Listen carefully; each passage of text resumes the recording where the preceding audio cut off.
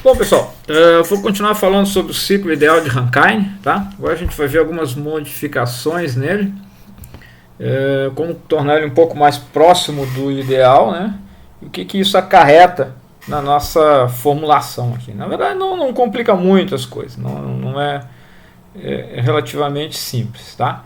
Então, o item 2.3, efeitos da pressão da caldeira e do condensador no ciclo Rankine. Então, o que acontece quando eu mexer nessas variáveis, né? A pressão na caldeira seria essa de cima aqui, né? Nesse exemplo aqui, 80 bar, tá certo? 8 megapascais. E a do condensador seria aqui embaixo, né? De 2 para 3 aqui, né? Que é a pressão constante, ciclo Rankine, de 0,08 megapascais, né? Então, o que acontece quando a gente mexe com essas variáveis, né? Com essas quantidades, né? Então, o ciclo ideal, né? Assumindo que o ciclo de Rankine é um ciclo ideal, né? Mas eu posso calcular, se o ciclo é ideal, eu posso calcular de duas formas, né? Eu posso calcular a eficiência dele como o trabalho líquido que ele produz dividido pelo calor fornecido, né? O trabalho líquido seria a área dentro desse um trapézio aqui, mas aqui eu acho que dá para ver, né? 1, 2, 3, 1 de novo, né? Essa área aqui seria o trabalho líquido, né? O calor que entra, o calor que vai de 4 até 1 aqui, né? Seria a área abaixo, né? Então no outro vídeo eu mostrei isso bem direitinho, como é que a gente identifica essas áreas, tá? Se o ciclo é ideal, então esses processos são reversíveis, né? Então eu posso também calcular essa eficiência do ciclo através das temperaturas dos reservatórios, né? Seria a temperatura que entra e a temperatura que sai. A temperatura entra aqui no de 4 para 1 e ela sai no de 2 para 3. Certo? Então eu posso calcular a temperatura dessa forma. Então, essa aqui seria a temperatura que entra, tá? O detalhe aqui é que no ciclo de Rankine a temperatura que entra ela não é constante. Então, para a gente poder fazer as análises aqui, né, ter um entendimento, né, a respeito da eficiência do ciclo com base nessa equação aqui, nós vamos pensar em uma temperatura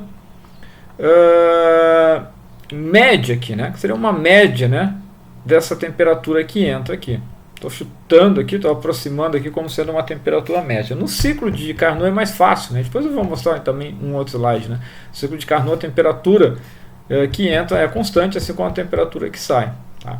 Então eu vou usar, ela varia aqui, ó, na temperatura no ponto 4 até a temperatura no ponto 1 lá, né? Então varia bastante. Então a gente pensa numa temperatura média que é um pouquinho abaixo da temperatura no ponto 1 aqui.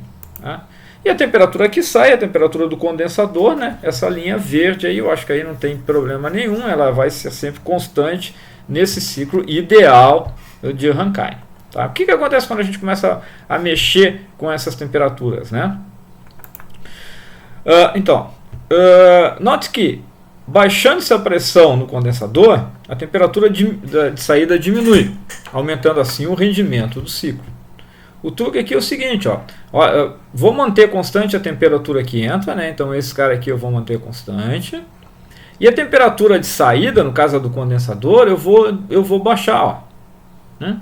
Então eu estava trabalhando aqui com uma pressão aqui, pressão atmosférica, eu vou jogar ela aqui para baixo, uma pressão abaixo da pressão atmosférica. Bom, essa temperatura aqui, vai ser menor do que a temperatura que eu tinha antes. Então, se esse cara aqui é menor, esse T sai sobre T entra aqui vai diminuir. Consequentemente, a eficiência do meu ciclo vai aumentar. Eu não posso fazer isso indiscriminadamente, tá? Porque ocorre um problema. Esse ponto 2 aqui é a entrada, é a saída da turbina. Tá? A entrada da bomba é o ponto 3. E a gente não pode ter aqui, acho que é o que eu falo aqui, também que o título 2 diminui. Isso é ruim porque dessa forma temos mais líquido na saída da turbina, o que pode danificar. A gente quer trabalhar com esse ponto 2 aqui normalmente acima de 90% de título. Tá? Então, se eu baixar aqui, né, o ciclo é ideal, então aqui é um processo isentrópico, tá? Se eu baixar a pressão no condensador e, consequentemente, vou baixar a temperatura no condensador, eu vou estar diminuindo esse título aqui. Então, eu tenho uma limitação aí, eu não posso baixar demais essa temperatura, essa pressão no condensador, porque vai começar a ficar muito líquido na saída da turbina. Certo? Mas esse é um truque, é uma forma, né, de aumentar a eficiência do ciclo. Né?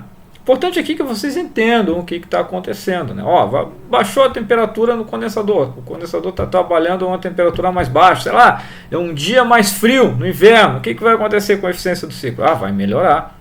Você está trabalhando com temperaturas mais baixas, vai melhorar.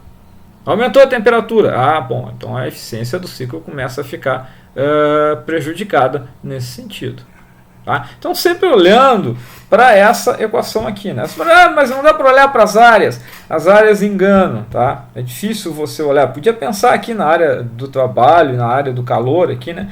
Mas as áreas enganam, porque esse gráfico aqui não é em verdadeira grandeza, essa curva aqui engana demais. Tá? Então, essa análise de que o ciclo vai melhorar ou piorar, eu preciso fazer ela em função das temperaturas. Né? Essa é a forma que pelo menos a forma que eu vi em todos os livros, textos que eu andei olhando aí, essa é a forma que a gente faz a análise. O que acontece agora? Se aumentar a pressão do ponto 1, o ponto 1 está aqui, ó, na entrada da turbina, né? O que vai acontecer? Essa temperatura, eu tinha uma temperatura na entrada da turbina aqui, ó, ela vai aumentar também. Ó. Essa temperatura média vai aumentar. Né? Dessa forma, o rendimento também aumenta. Ó. Olhando para essa equação aqui. Ó. Quanto maior for o T entro aqui, menor é essa fração, maior é o rendimento. Então, uma opção também é aumentar a temperatura que está admitindo aqui na turbina. E aí o que acontece? Normalmente você vai ter problemas, não seriam problemas, mas entram outras variáveis na história, né? Variáveis normalmente de projeto, né? Que vai estar trabalhando com temperaturas mais altas, com pressões mais altas. Né? Então tudo tem um custo. Do ponto de vista de engenharia, tudo tem um custo-benefício. Eu vou aumentar a temperatura na turbina, ótimo. Vai aumentar a eficiência do ciclo, vai. Mas os materiais da turbina precisam ser melhor. Tá? Pressão, temperatura, tudo é mais alto. Então isso pode complicar a minha vida. Tá? Mas eu acho que é fácil de entender. Eu só estou olhando para essa equação aqui. Certo? O ciclo de Carnot versus o ciclo de Rankine. Eu acho que eu já tinha discutido isso que nessas plantas de geração de vapor, a gente não trabalha com o ciclo de Carnot. Né? Ele vai ter um rendimento maior do que o ciclo de Rankine. Por que o rendimento vai ser maior? Porque a temperatura da entrada do ciclo de Carnot é maior que a temperatura de entrada no ciclo de Rankine. A gente está fazendo aqui uma aproximação, né, temperatura média, mas com certeza, operando entre as mesmas fontes, né, entre as mesmas isobáricas aqui, né, eu vou ter uma temperatura maior no ciclo de Carnot do que no ciclo de Rankine. Consequentemente, o rendimento do ciclo de Carnot é maior do que o ciclo de Rankine. Mas, qual é o custo disso? Anote que o ciclo de Carnot, o ponto 3, a entrada da bomba, o título é maior do que zero. Esse cara aqui, ó. Então, isso aqui é um problema operacional muito grande. Você trabalhar com a bomba em que você tem aqui gás, né? Tem gás não é um nome bonito, não. Você tem vapor aqui. Então aí você vai começar a comprimir vapor, você vai ter uma série de problemas com a bomba. Então tu não quer ter esse problema operacional aqui, né? Até porque a eficiência da bomba vai diminuir também bastante, você vai gastar muito mais energia para fazer esse fluido circular. Então, na prática, é mais conveniente jogar esse ponto aqui, para o ponto 3. Por isso que a gente usa o vermelhinho ali, que é o Rankine. Tá? Então, o ciclo de Carnot é um ciclo teórico, a gente está comparando aqui, é importante a gente saber que ele existe, coisa e tal, mas para esse tipo de aplicação ele não serve. Tá? Acho que nunca a gente vai ver uma planta real, né, construída operando com o ciclo de Carnot. Posso queimar minha língua, mas eu nunca vi, acho muito difícil isso. O que ocorre é operar com o ciclo de Rankine com algumas modificações, né, que eu vou falar daqui a pouco. Né? A gente vai modificar algumas coisas. Modificar não, né? Vai olhar, né, como seria a planta real, né, com as perdas, né. No ciclo de Rankine são todos processos reversíveis. Justamente aqui, principais perdas e reversibilidades, né? Então até então tudo era bonitinho, tudo era perfeito, né? Se eu olhar aqui, a turbina, né, de 1 para 2 era a turbina era isentrópica, né, reversível, assim como a bomba, de 3 para 4, né, não tinha esse 4S, era 4, o 4 era igual ao 4S, né, então também era reversível. Então aquele era o ciclo ideal. O ciclo, agora a gente começa a modificar, né, não tem como eu operar com uma bomba reversível, nem com uma turbina reversível. Elas são reais, elas não vão ser isentrópicas nunca na prática, tá? Então o que isso implica? Isso implica o seguinte, que o ponto 2, né, esse ponto 2S aqui seria do processo ideal. O ponto 2 a gente já viu, ele vai estar um pouquinho à direita aqui. Não tem jeito, o ponto 2 vai estar mais à direita do ponto 2S. Sempre, nunca vai estar à esquerda, né, já discuti isso num vídeo anterior, e sempre vai estar à direita. Então, o processo real está aqui. E isso representa uma diminuição, também já mostrei essa figurinha aqui, né? Isso representa também uma diminuição na eficiência do ciclo, né? Uma diminuição na potência que vai ser produzida, né? A potência produzida pela turbina é o H1 menos o H2, está escrito aqui, potência da turbina é o H1 menos o H2, e essa potência é menor do que o H1 menos o H2S. A gente já discutiu isso. Então essa é a primeira irreversibilidade que aparece aí no ciclo de Rankine. Tá? Do outro lado, a mesma coisa. Eu não botei o gráfico aqui para amontoar, até porque é a mesma ideia. Tá? Então a turbina tinha reversibilidade, a bomba tem reversibilidade. Na turbina, o processo real gerava, né, produzia uma potência menor. Na bomba, o processo real vai consumir, notem que H4 menos H3 é maior do que H4S menos H3. Então o processo real vai ser mais custoso do que o processo reversível. Então, essas são duas das perdas, né, irreversibilidade do processo de Rankine, na turbina e na bomba. Perdas nas tubulações, né? A gente simplifica muitas vezes, mas sempre vai ter dois tipos de perda na tubulação, né? Vai ter perda de energia. Você tem uma tubulação que está em contato às vezes com a atmosfera, uma temperatura bem diferente, né? Então mesmo que ela seja isolada, tu vai ter perda de energia, né? E obviamente o que acontece? Se o fluido está escoando dentro de uma tubulação, ela vai perder carga, que a gente chama de perda de carga, né? Vai diminuir a pressão. O atrito vai gerar uma diminuição na perda um aumento na perda de pressão, né? no ΔP. Então vai ter uma queda na pressão. Então são duas outras perdas. Olha aqui, o ciclo ideal eu chegaria aqui, isso aqui seria a entrada da turbina, né? No ciclo ideal. Mas no ciclo real eu vou ter uma perda relacionada com a temperatura. Notem que a temperatura vai diminuir.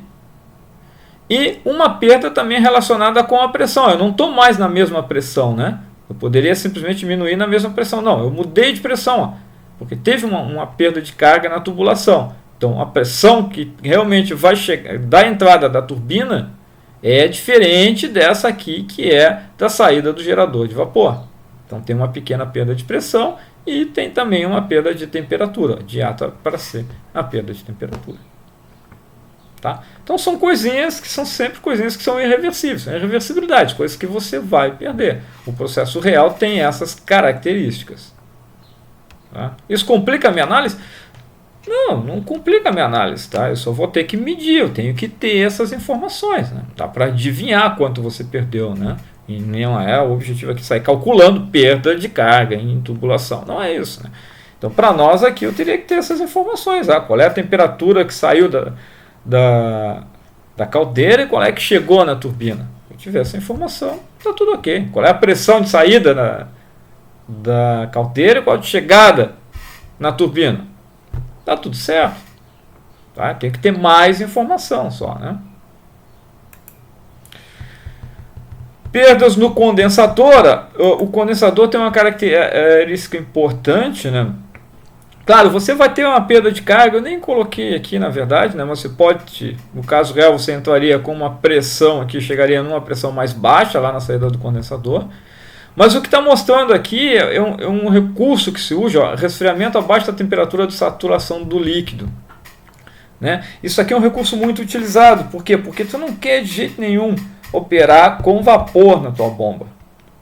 E se tu operar no limite aqui, ó, de líquido saturado aqui, né, qualquer variação, né, por alguma razão qualquer, variou a pressão dentro do teu sistema, ou variou a temperatura, né, o clima, por exemplo, na nossa cidade aqui, que varia aí 20 graus, às vezes num dia, né, em dias mais extremos, tem uma variação de temperatura de 20 graus, então você está arriscando aqui que esse ponto aqui seja jogado para dentro da zona de líquido mais vapor saturado e em algum momento a tua bomba vai estar operando lá com uma parcela, lá um pouquinho de vapor.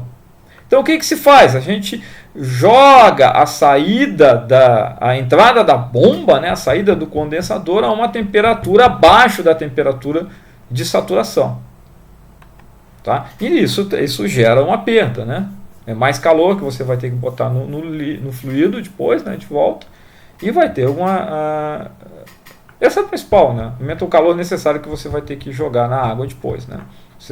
Aqui você condensou a uma temperatura abaixo do que seria necessário, botou mais energia fora. Tá? Então essa é uma outra perda importante. É a mesma figura que eu trouxe de lá, né?